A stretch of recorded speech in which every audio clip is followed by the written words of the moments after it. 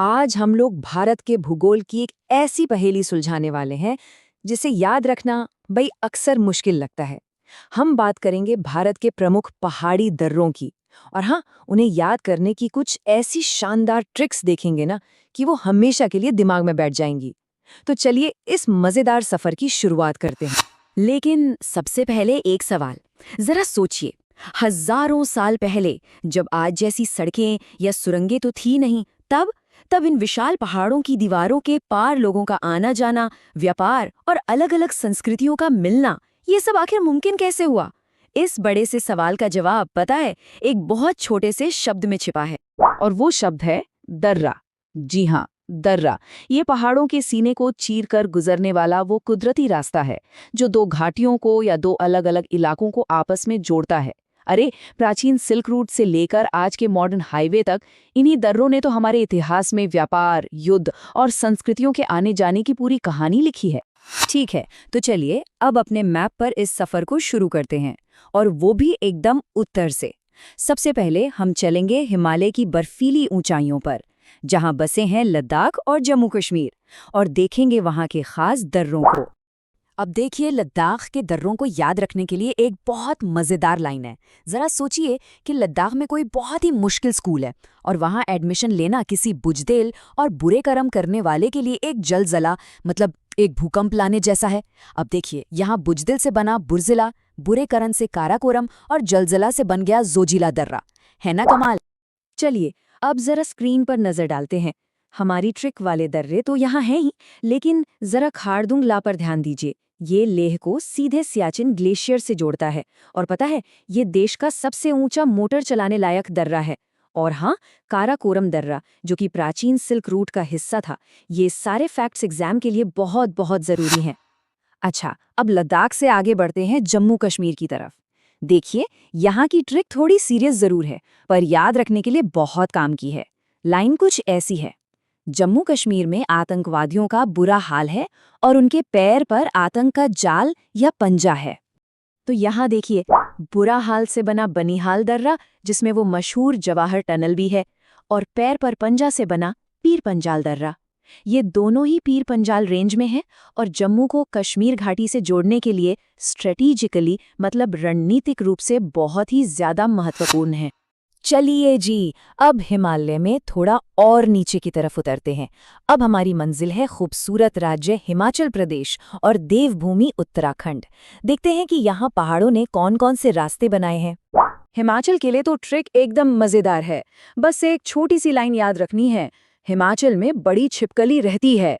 अब सोच रहे होंगे कि बड़ी छिपकली का दर्रों से क्या लेना देना। अरे, इसका राज अगली स्लाइड में खुलने वाला है। और ये रहा वो कनेक्शन। बड़ी से हो गया बड़ा लाचाला, छिपकली से बन गया शिपकिला दर्रा, और रहती है से याद रखना है रोहतांग दर्रा। लेकिन इस स्लाइड का सबसे इंपॉर्टेंट पॉइंट है शिपकिला दर्रा। यहीं से, जी हाँ, यहीं से सतलुज नदी भारत में एंट्री करती है।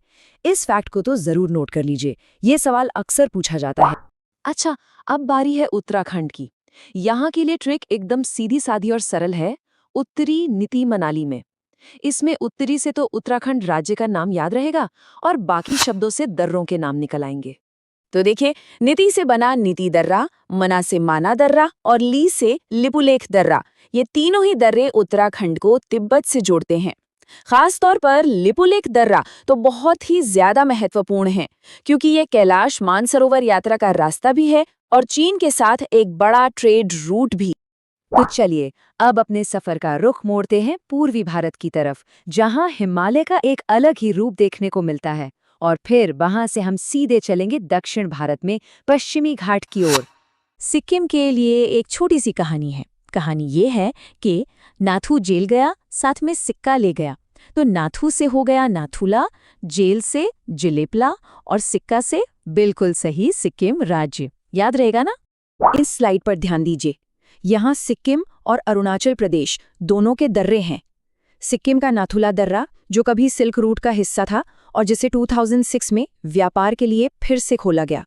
और उधर अरुणाचल का दीफू दर्रा, जो भारत, चीन और म्यांमार के ट्राई जंक्शन, मतलब तिराहे के पास है। इसलिए ये रणनीतिक रूप से बहुत ज्यादा अहमियत रखता है। और अब एक लंबी छलांग लगाकर सीधे पहुंचते हैं दक्षिण भारत। पश्चिमी घाट में महाराष्ट्र के 2 मेन दर्रे हैं, थाल घाट और भोर घाट। इसकी ट्रिक है महारी थाली भर दो। महारी से महाराष्ट्र, थाली से थाल घाट और भर से भोर घाट। अब थोड़ा और दक्षिण में केरल की तरफ चलते हैं।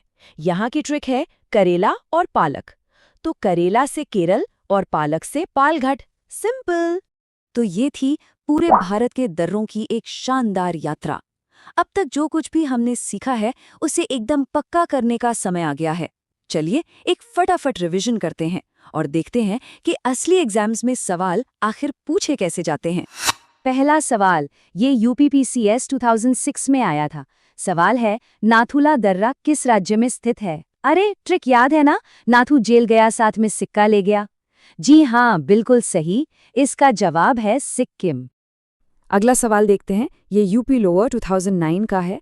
रोहतांग दर्रा कहाँ अवस्थित है? ट्रिक क्या थी? हिमाचल में बड़ी छिपकली रहती है, तो रहती है से बना था रोहतांग, तो सही जवाब हुआ हिमाचल प्रदेश। और एक आखिरी सवाल, ये छत्तीसगढ़ पीएससी 2013 से है। लिपुलेख दर्रा कहाँ स्थित है? सोचिए, ट्रिक क्या थी? उत्तरी नीति मनाली में, तो ली से बना था लिपुलेख। इसका मतलब सही जवाब है उत्तराखंड। बहुत बढ़िया। चलिए तो एक आखिरी बार नक्शे पर सब कुछ तेजी से दोहरा लेते हैं। लद्दाख में काराकोरम खारदुंगला, जम्मू कश्मीर में बनिहाल पीर पंजाल, हिमाचल प्रदेश बड़ालाचा शिपकिला रोहतांग, उत्तराखंड नीति माना लिपुलेख, सिक्किम नाथुला जलिपला, अरुणाचल प्रदेश बोमडिला दीफू और सीधे दक्षिण में थालघाट भोरघाट पालघाट और शिनकोटा। एकदम परफेक्ट। तो देखा, ये दर्रे सिर्फ पहाड़ों के बीच के रास्ते ही नहीं हैं। असल में ये वो रास्ते हैं जिन्होंने हमारी इतिहास, हमारे व्यापार और हमारी संस्कृति को एक शक्ल दी है। ये सिर्फ भूगोल का एक चैप्टर नहीं, बल्कि भारत की कहानी का एक बहुत ही जरूरी और दिलचस्प पन्ना है। Thanks for watching. Don't forget to subscribe for next video.